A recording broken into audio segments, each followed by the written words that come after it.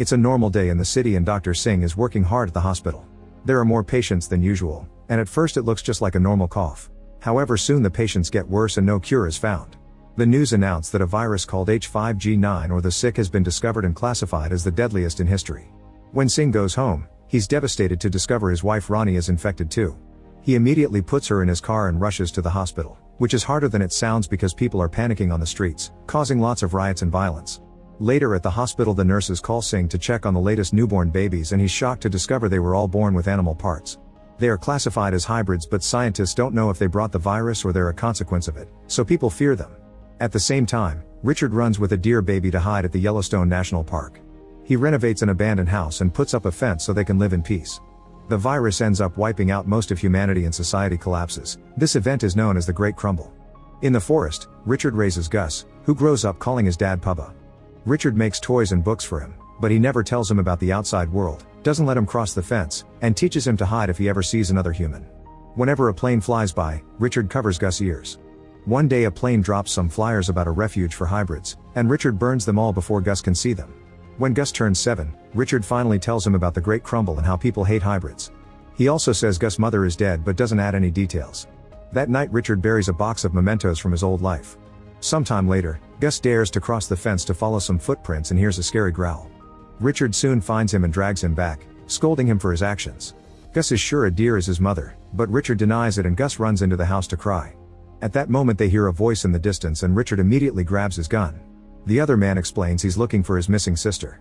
Richard tells him no woman came by and asks about the world, so the man explains the sick has slowed down but it's still out there. Suddenly Gus moves among the plants and Richard checks on him. When he looks up again the man is gone but he left ribbons tied to the fence. Realizing they've been marked, Richard makes Gus hide in a secret compartment in the house and grabs a special injection before heading out. Gus waits for a while and is startled by a noise, but it's just a deer. He tries touching it, however the animal runs away when it hears yelling nearby. Then Richard comes back and tells Gus he won't hurt you now before collapsing. Gus immediately takes him to bed. The next morning Richard tells Gus that his mother was called Birdie and she would be proud of him. Unfortunately, a few hours later, Richard passes away on his chair. Weeks pass and Gus does his best to survive alone while keeping straw dolls for company. One day he gets too frustrated with the garden and throws a lamp at the weeds, which accidentally starts a fire. He puts it out by throwing things at it, like his precious dog plush. Afterward he finds an old map he drew years ago and starts following it until he finds a tree with a heart and an arrow. He starts digging on that spot and finds Richard's box, which contains money, credit cards, IDs, a photo of his mother Birdie, and a poster for the hybrid refuge. The picture says Colorado, so Gus checks the map and decides to go there to find his mother. After packing up his stuff, he makes it to the fence and finds some candy bars on the ground. He loves the taste of the first one and tries to grab another one, but it's pulled away by thread. Suddenly an arrow flies out and Gus runs to hide, noticing there's a hunter nearby. He gets ready to hit him with his slingshot but a second hunter appears behind him and grabs him. The hunters say that Gus is bigger than other hybrids and call him special, so they want to take him to a lab. Gus manages to hit the guy and frees himself as he yells, causing the men to be surprised he can talk. When the hunters get ready to kill him, they get showdown first. Tommy appears and kills the hunters while Gus runs away. He hides in his home, but soon Tommy finds him and takes him out of his hiding spot, explaining he found him because of the smoke. Tommy is also shocked to hear Gus can talk and sees Birdie's picture. Then he warns Gus that some people hunt hybrids to sell their animal parts while fixing his broken pipes. Tommy also gives him a few tips on how to take care of the farm and calls Gus Sweet Tooth before leaving. Ignoring all the warnings, Gus runs after Tommy and asks him to take him to Colorado. A flashback shows Amy working as a therapist and hating the routine. When the virus outbreak happens, she's forced to stay in her office. Weeks pass and the lockdown becomes too much, so Amy finally goes outside, only to discover the elephants have escaped from the zoo. Amy runs to the zoo and frees the birds from their cages too. She starts living there and for years she's alone but happy, until one day she discovers a hybrid baby abandoned in a box. In the present, Gus continues to follow Tommy around, ignoring his protests. At night, Gus' eyes become really creepy but Tommy agrees to share some of his food anyway. The next morning, Tommy discovers Gus ate all his provisions and gets furious, so Gus apologizes by explaining he can find food with his enhanced sense of smell. They come across an abandoned visitor center and Gus goes inside, but he gets terrified when he sees a deer head on the wall. When he tries to run away, he steps on a trap and is caught by a net. It turns out a family lives there and when they see Gus isn't a hunter, they invite him and Tommy to have lunch with them. The family keeps wearing their masks, so Tommy assures them he isn't infected and that hybrids like Gus can't carry the virus at all. For the first time, Gus gets to play with another kid and real toys. He also discovers he shakes his leg if someone scratches him behind the ears and hears music for the first time. The family father recognizes Tommy as a football star, but Tommy doesn't want to talk about it. In the forest, the last men appear. They're a paramilitary group who kill hybrids, and now they've found Tommy's trash. Meanwhile, in a town in Gideon, Singh notices that Ronnie's pinky is shaking, which is a sign that the sick is coming back. He immediately gives her an injection, but there aren't many left. He leaves on his horse and visits the medical center that has settled down on an old fast food building. There he meets Dr. Gladys, who is trying to find a cure. She gives Singh more medicine for Ronnie and shares her notebook so he can help her keep track of what works or doesn't. Gladys reveals she has cancer and wants Singh to continue to search for a cure since she can't work anymore. Back in the house, the mother notices Tommy has a last man mark on his chest and confronts him in private. Tommy explains he isn't a last man anymore and he only used to kill to survive. He also thinks it'd be a good idea for the family to adopt Gus. Later, when the mother sees Birdie's picture, she identifies the place as Red Rocks. In the middle of the night, Gus can't sleep and discovers Tommy is about to leave alone. At that moment, the last men arrive and ask the family to give them the hybrid. Tommy goes outside and starts fighting them with a bear trap, easily bringing them down, thanks to his big size. A man manages to sneak into the house and tries to shoot Gus, who dodges just in time. Then Gus quickly stabs the man in his leg and gets ready to defend himself with his slingshot, but the man freezes when a huge deer appears at the door. Tommy uses the chance to sneak behind the guy and kill him with the bear trap while the deer disappears. The next morning, the family kicks the duo out to protect their son, but at least they share some provisions. Tommy agrees to take Gus to the train station, but afterward he must search for his mom on his own. In an abandoned amusement park, a group of teens who call themselves Animal Army are playing video games. Suddenly an alarm alerts them of hybrid distress, so they leave to take care of it. While Tommy and Gus continue to travel, they come across some flowers that Gus never saw before. Tommy explains they appear in areas where the virus is. When night falls, they stay in an abandoned bus where Tommy keeps his supplies, his medicine, and his old trophies. Gus goes to bed and is startled by a bright light outside, so he comes out and discovers there's heavy snow everywhere with no Tommy in sight. At that moment, Gus wakes up and realizes it was a dream. Tommy has made a disguise to make it look like Gus' antlers are part of a costume. In the meantime, Singh takes over Gladys' practice and sees patients every day, which reminds him of how much he loved being a doctor before the outbreak. After work hours, he continues to work on a cure and his wife becomes his control group since she's the only person who has survived the virus. Reading Singh's notes reveals that her research was immoral and she did lots of experimentation on hybrids, proven by the bloodstains on the floor. The last men bring supplies for the clinic and Singh is worried they may include hybrid parts, but the boxes are normal. Since Singh refuses to use hybrids for the medicine, it isn't as effective anymore and Ronnie's hand is constantly shaking. She convinces him to go to a neighbor's party anyway, which is interrupted when one of the men reveals a shaking hand too. The neighbors immediately hold him down and use a home test on a sample of his blood, which confirms he's infected. The group immediately ties him up and burns the whole house with him inside. Back to Tommy and Gus, they reach a bridge and see a train pass by. They follow it to the station and Tommy bribes a guard with some batteries to avoid being scanned. There's a big market in the station and Gus enjoys the food while Tommy buys the ticket. Since it's so expensive, he has to hand in his shoelaces as part of the payment. Tommy also tries to buy more medicine, but the supplier is gone.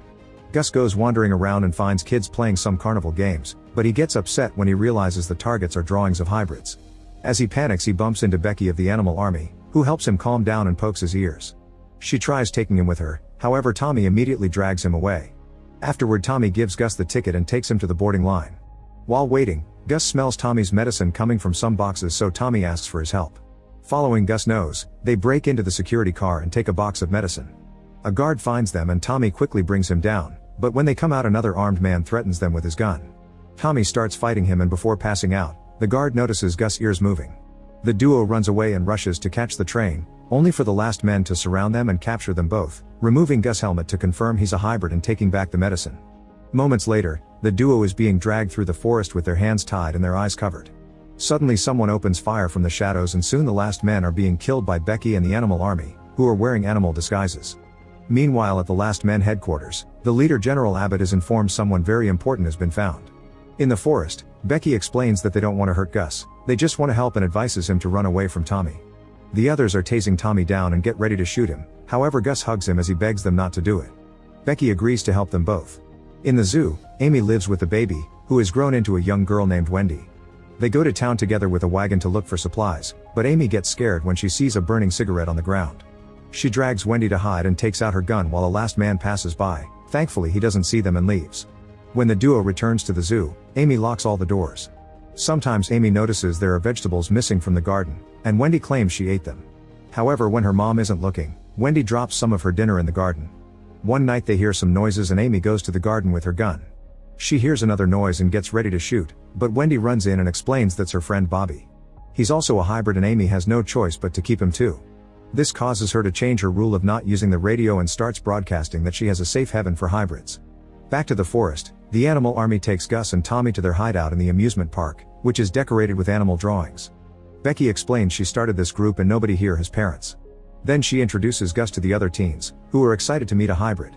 Gus is declared king for a night and gets to enjoy new candy, cartoons, and games. Becky tells him how the adults ruined the world before the crumble and how the planet has been healing since then. The animal army thinks this is thanks to the hybrids and that's why they fight to protect them. The last men killed Becky's parents and that's another reason why adults aren't allowed in their base. She tells Gus that Tommy has the last man mark too, so he shouldn't trust him. The next morning Becky takes Gus to see Tommy, who has been tied up and gets tased whenever he gets sassy. Under Becky's pressure, Tommy admits he used to be a last man to survive but swears he isn't anymore. Gus points out the animal army also killed people to survive and hugs Tommy, which convinces Becky not to kill him. She makes a big announcement but the other teens disagree and open a container that reveals a huge hungry tiger ready to execute Tommy. Gus runs ahead and asks the tiger not to hurt anyone, causing the beast to back away in fear. Some of the teens see this as a sign and close the container, but others still want the execution and the argument escalates into an actual fight. Gus uses the confusion to free Tommy and they run away together, while Becky also chooses to leave her friends behind. In town, Singh is worried about Ronnie's condition because the medication isn't working. Ronnie has seen Gladys' notebook and begs her husband to start using hybrids for his research so she can get better. On his way to work, Singh sees all the flowers that have appeared at the burnt house. At the clinic, Singh reads Gladys' notes on which hybrid parts are needed and takes the flare gun, which has different colored flares depending on what he needs. Singh shoots the one asking for the special sauce referring to hybrid parts. When he returns home, he sees a flower on his garden. Inside she finds Ronnie talking to a neighbor who wants to start mandatory weekly virus screenings for the whole town. Singh refuses to do so because tests are scarce, but the neighbor promises to make the community vote. Sometime later the neighbor realizes Ronnie doesn't go out anymore and yells at the couple for hiding her illness. Singh tries to stop her from telling everyone and while they argue his horse accidentally kicks the woman, killing her. Singh feels guilty but Ronnie convinces him to bring the body into the house. That night Abbott and his men burst into Gladys' home. Abbott accuses Gladys of faking her cancer to avoid working with him and explains that there's a new virus wave coming. Gladys calls him a monster but when he threatens her life, she has no choice but to admit she left her notes on the cure with her replacement at the clinic. Then Abbott sends his men to kill her anyway. In the forest, Tommy is having lots of leg pain because of his lack of medicine. He thanks Gus for defending him and teaches him to fist bump before announcing he'll take him to Colorado. Suddenly they find Becky on a tree, who gives her the address her former team found from Birdie on the internet. Then she offers to help them reach Colorado since she knows what areas the animal army doesn't patrol. The trio walks for a few hours and stops when they find some fabric on a tree. Tommy explains it's a parachute and thankfully Gus doesn't see the body hanging from another tree nearby. Eventually they reach the Valley of Sorrows, which is covered in the virus flowers because bodies used to be buried there. They'll have to use a bridge to cross, which causes an argument between Tommy and Becky over its safety. Gus ignores them and starts crossing alone, causing some wood to break. He falls and grabs onto the rope at the last second, however the rope also breaks and Gus falls on the flowers, passing out. His old dog Plush appears and licks him until he wakes up, then it runs away. Gus chases after him and enters the forest, where he sees the flowers on a tree and a mailbox that ejects candy. Then it starts snowing and Gus finds many objects, like beds and hot chocolate. Richard appears on a chair and says he isn't mad that Gus crossed the fence, he also points at train tracks nearby. Then Richard disappears and an angry Gus starts hitting a mirror, where he sees Abbott's face with fiery eyes. A terrified Gus starts running, only to wake up when his friends find him. By covering their faces, they manage to take Gus away from the flowers without inhaling their pollen. Then Tommy and Becky start arguing again, so Gus makes them fist bump to shut them up. At the zoo, the family has been growing, thanks to the other hybrids that have arrived after hearing the broadcast. Amy gets a call from a man who found a hybrid baby and asks for advice on how to take care of them. She tells him to leave the baby on a safe spot to pick them up, but the man refuses because the baby is too weak and asks where she is. Thinking it may be a trap, Amy hangs up. Afterward Bobby brings a ribbon that he found on the fence, meaning they've been marked. In town, Singh has to pick all the flowers that appear on his garden. A neighbor is now putting up missing signs for the missing woman and Singh has a hard time keeping a straight face. One afternoon, he gets a message from the clinic saying a package has arrived for him. The couple rushes to the clinic eager to start working with the secret sauce, but when they open the box they find a note that says out of hybrids. At that moment Ronnie notices water leaking from the freezer and go inside to confirm the neighbor's body is still there. However, the door is open, which means someone saw it. At that moment the neighbors arrive and accuse the couple of being killers. Singh starts lying, saying the woman had been sick and he hit her because he doesn't approve of the burnings, seeing them as barbaric. His speech makes an impact, but it's ruined when Ronnie begins to cough. The neighbors drag the couple back to their house and tie them up before starting the fire. The house starts crumbling down, however before the flames can reach the couple, the last men burst in. They quickly put out the fire while Abbott searches for Gladys' notebook, finding it in a cupboard. He's about to leave without saving the couple, but he freezes when Ronnie reveals she survived the virus thanks to the trials. Gus lies as he says he's the only one that knows what Gladys was missing for a proper cure, so Abbott agrees to bring them along. Since the headquarters are in a classified location, Ronnie and Singh are tied up and have their faces covered before they're put in a truck. Meanwhile Singh's horse runs away. Back to Gus' group, they finally find the tracks and start running to catch the train. There's a hook hanging on the side of the car and Gus jumps to grab it, swinging to jump into the train. Becky manages to jump in as well, but Tommy is having trouble because of his leg. He remembers how hard he used to run for football matches and inspires himself to grab on the train at the last second. The kids help him up and look around the train, discovering this is a hauler so it has no passengers except for the working crew. They don't notice a last man uniform behind a door. During the trip, Gus is amazed to see all the animals and Becky teaches him to play I Spy. When Gus checks his bag, he realizes his dog Plush is missing. At that moment the door opens and the trio rushes to hide. A worker comes by and at first he doesn't see them, but when Gus accidentally drops a bottle the man finds him and pins him down. Tommy attacks the man from behind and a fight ensues during which they almost push Becky off the train. After lots of punches, Tommy takes a better look and realizes the worker is his old friend Jimmy, so they laugh and hug. After they share some stories from their football days, they realize Gus has gone looking for his dog. The trio searches for Gus while Jimmy keeps asking about Tommy's life. It's revealed that all their old football teammates, Tommy's wife, and his baby are dead. At that moment Gus comes back looking sad because he couldn't find his dog, which is the last thing he has with Richard's smell. Tommy cheers him up by showing him a river that indicates they're arriving at Colorado.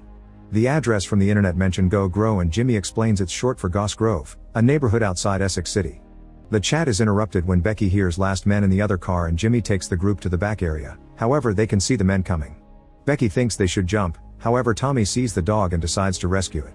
He puts on the uniform from the door and pretends to be a last man to pick up the dog. However the men have a wanted sign with Tommy's face and recognize him. Tommy throws a bunch of boxes to slow them down and runs back to Jimmy's car, closing the door behind him. The last men soon start pounding on it, so Jimmy tells the trio to jump while he buys some time. After a final goodbye, Gus' group jumps off the train at the same time the last men burst in. Jimmy starts fighting them but he quickly gets overpowered and killed. At the zoo, Amy finds a bunch of ribbons at the fence and announces they must leave. Suddenly they hear a noise and check the security cameras, which show two last men outside. They immediately pack up their things and Amy guides all the hybrids to escape through the sewers, but she stays behind in case the last men need to be distracted. A flashback then shows that in Alaska, an expedition team discovers something very important in one of the many ice rods they extract. This is sent to a lab in Essex City where Richard works as janitor. One afternoon, he hears scientists Bertie and Judy arguing. Bertie says they can't let this happen but they fall silent when they see Richard nearby. Later at the pub, Richard spots Bertie and apologizes for what happened. They spend a wonderful night together and Bertie ends up sharing a bit about her project. The people in Alaska found a microbe that could form a vaccine and save lives, but if it goes wrong then all hell could break loose. Afterward Richard walks Bertie home and she invites him in. Bertie shares that her husband died from a serious disease and that's why she stopped teaching to start researching. When they're about to kiss, they're interrupted by an urgent call informing Bertie that the military is taking over the lab. Richard volunteers to drive her there and they go inside through the back door. There are lots of soldiers taking away all the research, but the duo takes an empty corridor into a secret office. Bertie shows Richard that their experiments with the microbe have created a miracle and reveals baby Gus, who starts crying. The soldiers hear it and appear on the corridor, so Bertie wants to escape with the baby before the military finds him. Richard puts on his janitor clothes and pretends he's cleaning to distract the soldiers, allowing Bertie to sneak out with the baby. After the men let him go, Richard runs to meet with Bertie, who hands Gus to him and asks him to keep him safe while she goes back to burn all her research. When she steps back, a fence closes between them and an alarm starts wailing, so Richard runs away with Gus. In the present, Gus' group finds Essex City. After wandering around they find the right house and Gus pounds on the door, asking for Bertie. The person opening the door is Judy, who recognizes Gus and is shocked to see he's alive. She explains she used to work with Bertie and that she came to this house looking for her, but she only found the military ransacking the place. The soldiers beat Judy up and left her for dead. Later she was found by Bertie who nursed her back to health. One night Bertie just left, And Judy doesn't know where she is now. Gus notices a pot with the lab's name and recognizes it from that ID he found in Richard's box. Judy gives Gus a key to the attic that Bertie had asked her to protect. Gus is excited to open it, but Becky and Tommy worry because they recognize the name of the lab from the rumors of where the virus came from. They enter the attic and Gus finds a picture of Bertie with her father while Becky discovers some files with Gus' name. It turns out Gus stands for Genetic Unit Series and the pictures in the files reveal the truth. Gus freaks out, so Becky explains she was also adopted, but that doesn't mean her parents weren't real. However, Gus keeps on getting angry because Richard lied about everything and he rushes out of the house. As he runs through the forest, a bunch of deer run with him. Another flashback shows that in the early days of the outbreak, one of the essential workers is accidentally hit by a car. The driver is Tommy, who is desperate to get his wife into the hospital because she's about to give birth. The place is full of patients and at first the soldiers and nurses don't want him to stay, but after some begging they take Tommy's wife to the maternity ward. While waiting, Tommy sees on TV how hybrid births are on the rise and people protest about them on the streets. A few hours later, Tommy is informed his wife gave birth to a boy, but when he checks on him he discovers it's a hybrid baby. He immediately runs out of the room and has a panic attack before getting into the elevator, where Singh offers supportive words. In the present, Tommy and Becky search for Gus to no avail. Becky admits she feels confused because all her life she thought hybrids were nature's miracle, but now they appear to be just a lab experiment. Tommy tells her to wait in the house in case he comes back and goes looking for Gus more deeply in the forest. Meanwhile, Gus is getting rid of all the things Richard gave him, including Bertie's picture. At that moment he finds a bunch of flyers promoting the hybrid preserve on the ground and a plane outside the forest. While Gus looks around, Tommy arrives and gives him the dog. Gus says he has no dad and that he wants to go to the preserve to be with others like him. Tommy shares the story of his hybrid son and how he almost ran away, but he realized he was only scared of being a dad, so he went back for his wife and baby. However, when he returned, the soldiers had already killed them both. He asks Gus not to abandon him too, but Gus reveals the plane's radio is working and he already called the preserve. Suddenly they hear a shot and Tommy collapses while they're surrounded by last men, who put Gus in a cage and take him away. Back in the sewers under the zoo, the hybrids hear how a bunch of last men arrive in the city with tons of trucks and even tanks. Abbott tells Amy to hand over the hybrids, but she refuses and starts a speech on how the hybrids are better than humans, which is heard by the kids.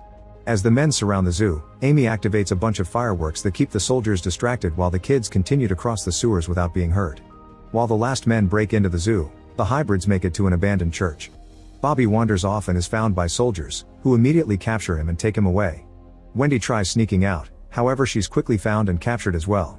Moments later, when Amy arrives at the church disguised as a last man, she screams in grief when she discovers all the hybrids were taken. In the meantime, Singh and Ronnie arrive at the last men's headquarters. Ronnie is immediately isolated and Singh freaks out in anger, but the soldiers grab him and Abbott tells him they'll let Ronnie go after Singh finds the cure. Sometime later, the men bring Gus in the cage and Singh gives him some candy. When Gus says thanks, Singh is left in shock at his intelligence. He announces he wants more time with Gus, so he asks for another hybrid to work on for now. Back in Judy's house, Becky admits her parents weren't actually murdered, they were killed by the virus. Her sister had been a hybrid, and the last men took her away. For a long time Becky was alone trying to find her sister while growing to hate adults. Eventually she found other kids in her same situation and they formed their own family. At that moment Judy's radio gets an important message and Becky sends one back, finding Bertie on the other end. At the same time, a mysterious person picks up Tommy and the dog plush in their truck. In the last men's headquarters, Gus is sent to a warehouse and watches how another hybrid is taken away. There he meets all the kids from the church, including Wendy and Bobby, who give him a big hug. The taken boy is soon killed by Singh in his lab for the sake of the cure. Tommy wakes up in a strange apartment and finds Amy, who tells him they'll rescue their kids soon.